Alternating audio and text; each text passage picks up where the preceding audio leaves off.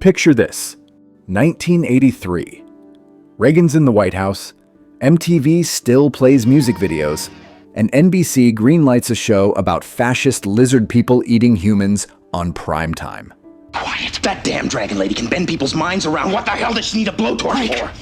V didn't just break television rules, it incinerated the whole playbook. In addition to the water, there's another basic shortage on our planet.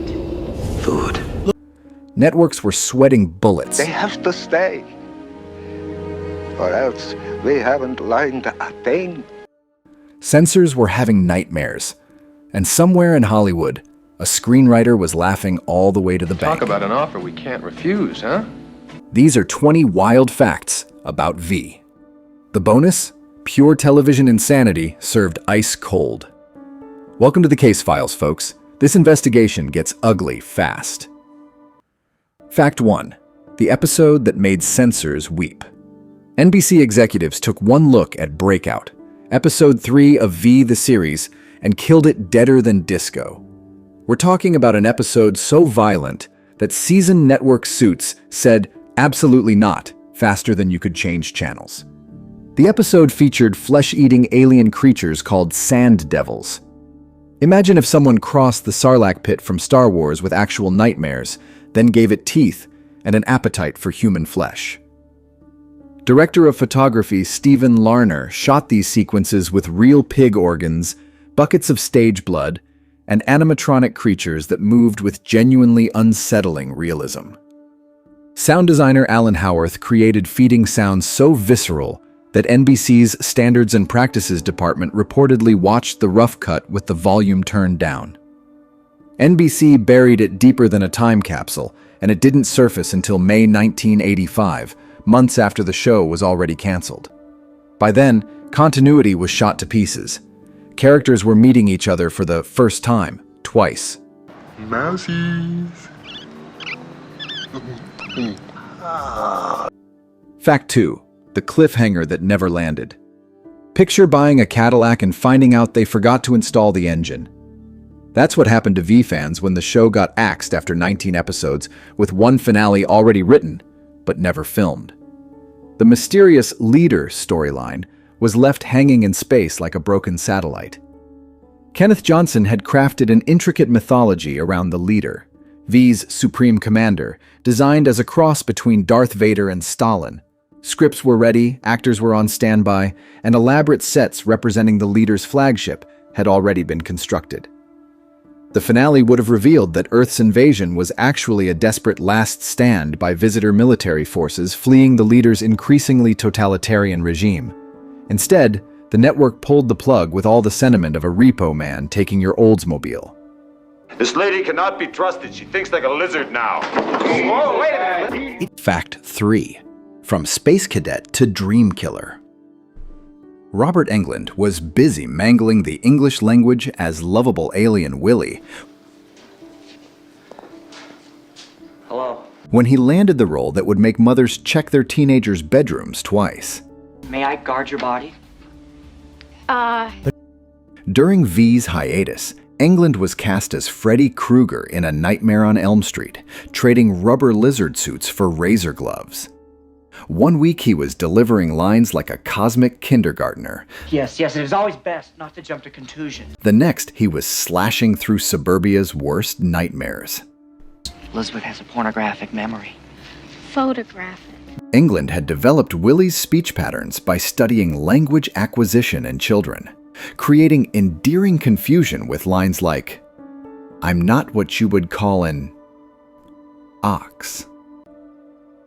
The contrast couldn't have been more extreme. Willie represented innocence corrupted by war, while Freddy embodied malevolence perfected through supernatural power.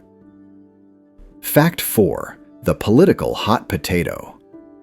V started life as something that would have made Joseph McCarthy roll over in his grave. Kenneth Johnson originally wrote storm warnings about fascist takeover of America, featuring jackbooted domestic security forces, media manipulation, and gradual erosion of civil liberties. Picture brown-shirted paramilitary units marching down Main Street, USA, complete with armbands and rallies that looked suspiciously like 1930s Germany transplanted to Reagan-era America. NBC executives read it and said, "Nope," with the enthusiasm of a tax auditor finding unreported income. Too real, too scary, too much like looking in a political mirror. Johnson simply changed the fascist caps from brown to black and stuck them on visitors from outer space. Suddenly, political allegory became science fiction, and network suits could sleep soundly knowing the bad guys were from Alpha Centauri instead of Alabama. What you work so hard to build, others take great pleasure in tearing down. Fact 5. The impossible deadline. Kenneth Johnson had approximately 6 weeks to create 3 hours of science fiction television, establishing an entire alien invasion mythology. About as much time as most people get to plan a wedding. Except Johnson's event needed to convince millions of viewers that lizard people were taking over Earth. In early script drafts, Johnson didn't even bother naming characters. They were just the scientist, the teenager, the collaborator. He was simultaneously writing dialogue, approving alien makeup designs, supervising special effects tests, scouting locations, and overseeing casting decisions while NBC breathed down his neck like a loan shark collecting debts. Johnson was juggling more balls than a circus performer on speed. Writing dialogue at breakfast, approving alien makeup at lunch, and yelling action by dinner. The man was literally designing an alien invasion while filming it. Fact 6. Budgetary surgery without anesthesia. The weekly V series received approximately 40% of the budget that had funded the Final Battle miniseries, a financial amputation that left the production bleeding resources. Executive story consultant David Abramowitz described the situation as trying to maintain Rolls-Royce quality with Pinto financing. This created a cascade of compromises affecting every aspect of production. Elaborate visitor costumes were simplified, impressive fleet shots were scaled back, and the grand scope of global invasion was telescoped down to Los Angeles County. Production designer Chuck Moravsky had to become a master of creative recycling, designing sets that could serve multiple functions with strategic lighting changes. What are you going to do with me, Stephen? Send you where you'll serve us well. On a serving platter. Fact 7. The Great Recycling Scam. To save money, the series started reusing action shots from the original miniseries, like they were collecting deposit bottles. The most notorious repeat offender was that Skyfighter chase sequence, which appeared in 7 different episodes, with only minor editing variations. Sometimes flipped horizontally to create the illusion of novelty. The recycling wasn't limited to aerial sequences. Explosion footage, crowd scenes, and reaction shots became regular features, appearing like familiar faces at a high school reunion. Dedicated viewers began keeping track of which explosions appeared in which episodes, creating an unofficial catalog of the show's budgetary limitations. It was television's version of serving leftovers and calling it a new recipe, complete with garnish to hide the fact you'd eaten this exact meal 3 episodes ago.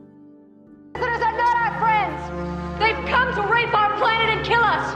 They are not who they appear to be. This is not science fiction. Fact 8. The Vanishing Voices. Those creepy, pitch-shifted alien voices from the miniseries that made your skin crawl? Gone. Vanished. Disappeared without explanation. Like witnesses in a mob trial. The original visitor voices had been created through complex electronic pitch manipulation that gave the aliens an otherworldly quality, suggesting they were speaking through vocal cords not designed for human language. One week, the visitors sounded like they were broadcasting from another dimension. The change was purely economic. Electronic voice processing added time and expense to post-production that the reduced budget couldn't accommodate. You've shown me that I have vulnerabilities, and I won't allow them to exist anymore. Fact 9. The pregnancy plot that broke physics. Elizabeth Maxwell's hybrid pregnancy became V's most scientifically absurd storyline, defying not just human biology, but basic alien logic. The show never explained how a human woman could carry twins sired by a reptilian alien, one fully human, one hybrid, without her reproductive system collapsing from biological incompatibility. The writers treated interspecies reproduction like mixing cocktails, ignoring fundamental questions about DNA compatibility, gestation periods, and whether visitor physiology could even produce viable gametes with human genetics. Elizabeth's pregnancy progressed at television convenient speed, producing plot complications on schedule rather than biological realism. It was science fiction written by people who apparently skipped both science and fiction classes, creating a storyline that made viewers wonder if the writers understood how reproduction works in any species. Oh my God! Fact 10. The Identical Twin Gambit. When Frank Ashmore's character Martin died in the pilot episode, the writers faced a classic television dilemma. Fans loved the actor, but the character was deader than vaudeville. Their solution was pure soap opera genius. Bring him back as Martin's conveniently identical twin brother, Philip. Not a clone, not alien resurrection technology, just a twin who happened to look exactly the same and could step right back into the storyline.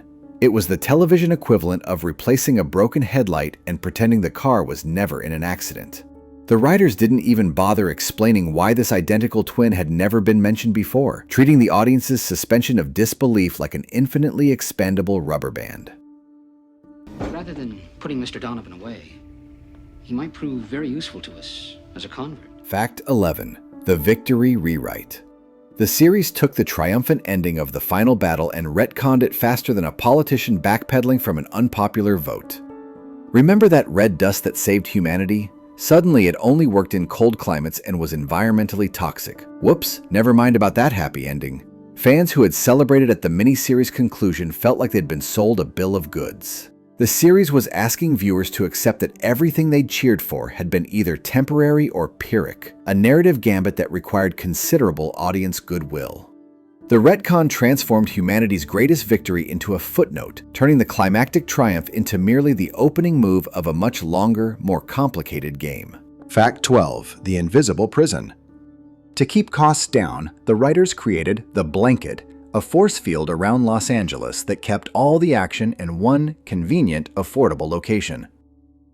Nathan Bates declared LA an open city in a deal with the visitors. This was TV talk for "we spent all our money on rubber alien suits and can't afford to shoot anywhere requiring location fees." The force field concept was brilliant in its simplicity. It turned budgetary limitations into narrative opportunity, creating a pressure cooker environment where all factions were forced into constant proximity and conflict. The invisible barrier became a character itself, defining the show's claustrophobic atmosphere. Fact 13. Real newsmen, fake invasion. Legendary broadcaster Howard K. Smith appeared as himself throughout episodes 3 through 13, delivering alien invasion updates with the same gravitas he'd brought to covering presidential elections and actual wars. Smith had reported from Nazi Germany during World War II and covered the Nuremberg trials. Now he was applying those same professional skills to reporting fictional lizard people taking over Earth. It was like having Edward R. Murrow announce the starting lineup for a monster movie.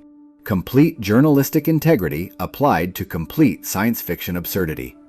Smith's participation lent the show an air of documentary authenticity that elevated the material beyond typical genre television. Fact 14. The Continuity Catastrophe. Because Breakout aired months after its intended slot, the episode order created more narrative holes than Swiss cheese in a shooting range. Ham Tyler meets Kyle Bates for the first time twice. Characters reference events that hadn't happened yet in broadcast order. Plot threads appeared and vanished like magic tricks performed by a drunk magician. The network simply broadcast episodes in their rearranged order and expected audiences to either keep up or tune out, a strategy that guaranteed frustration for dedicated viewers while making the show incomprehensible to casual audiences. It was like reading a novel with chapters randomly shuffled, where character development became exercises in detective work rather than entertainment. Fact 15. Small role, big future. Mike Donovan's son, Sean, was played by young Nicky Katt, who later became one of those versatile character actors you recognize from everything but can never quite place. After V, Katt graduated to roles in Suburbia and The Limey, then transitioned to television appearances in Boston Public, CSI, and Justified. He traded alien invasion drama for Hollywood credibility, building a resume that emphasized character work over leading man charisma. Katt developed into the kind of actor directors call when they need someone who can disappear completely into a role. He probably still remembers when rubber lizard people were the biggest threat in his professional life. Fact 16. The director's rehearsal. Kevin Hooks directed Episode 9, Reflections in Terror, years before becoming one of television's most reliable behind-the-camera veterans. His V episode dealt with psychological manipulation and identity confusion, themes requiring subtle performance direction and careful pacing. It was like watching a future Hall of Famer's rookie season. His V experience provided training in managing complex genre material, coordinating special effects with dramatic scenes, and working within budget limitations that defined episodic television production. The episode demonstrated his ability to find human moments amid science fiction chaos. Fact 17. Academy recognition for Rubber Nightmares. Despite budget cuts, cast turnovers, and scheduling disasters, V received a 1985 Primetime Emmy nomination for Outstanding Achievement in Makeup.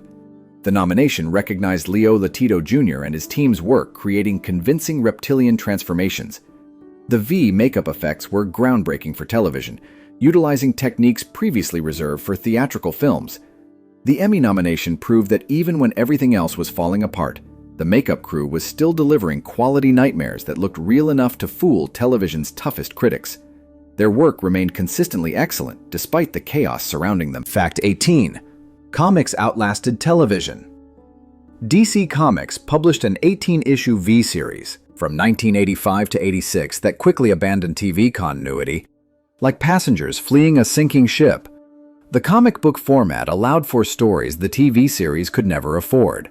Massive space battles, alien worlds, and complex science fiction concepts that would have bankrupted the show's budget. The comics provided opportunities to explore character backstories and motivations that television had never fully developed. Comic writers had the freedom to go places television budgets couldn't afford, creating stories probably more satisfying than watching recycled special effects for the dozenth time. The comics could show the global scope of the invasion that the TV series could only reference in dialogue. Fact 19. The toys that never were. The planned V action figures were declared not presently in production by March 1985, becoming casualties of declining ratings. The proposed toy line would have included resistance fighters, various visitor characters in both forms, vehicles, and role-playing accessories. The cancellation reflected broader concerns about V's violent content and its appropriateness for child audiences. Unlike other 80s science fiction properties designed with toy marketing in mind, V dealt with themes that didn't translate easily into playground-friendly merchandise. The toy line's cancellation symbolized the show's struggles to find its proper audience. Too sophisticated for children, too expensive for adults. Fact 20. Old-school space magic. That impressive shot of the alien fleet hiding behind the moon was created with actual physical models, not computer trickery. A masterpiece of pre-digital effects work. Production teams built miniature spaceships measuring several feet in length and used forced perspective techniques to create the illusion of massive vessels. The model work was overseen by effects supervisor Peter Curon, who had worked on Star Wars and Close Encounters. It was hands-on craftsmanship from the days when special effects required actual craftsmen, real cameras, and infinite patience. No digital shortcuts, just skilled technicians moving tiny spaceships around like the world's most expensive model train set, creating images that still hold up decades later. Bonus fact: the sequel that could have rewritten history. In 1989, J. Michael Straczynski pitched V: The Next Chapter to Warner Brothers, with Ham Tyler as the sole returning character and Chicago as the new battleground. The studio passed on the idea faster than a poker player folding a losing hand. Straczynski's vision would have transformed V from straightforward alien invasion story into something approaching the complexity that would later define Babylon 5. His treatment imagined a world where the initial invasion had failed, but left Earth permanently changed. Imagine the creator of Babylon 5 taking Kenneth Johnson's concept and running it through his own creative machinery. Complex character development, multi-season story arcs, and political sophistication that would have elevated V from cult curiosity to science fiction classic. Sometimes the best sequels exist only in the parallel universe where network executives have better taste and longer attention spans.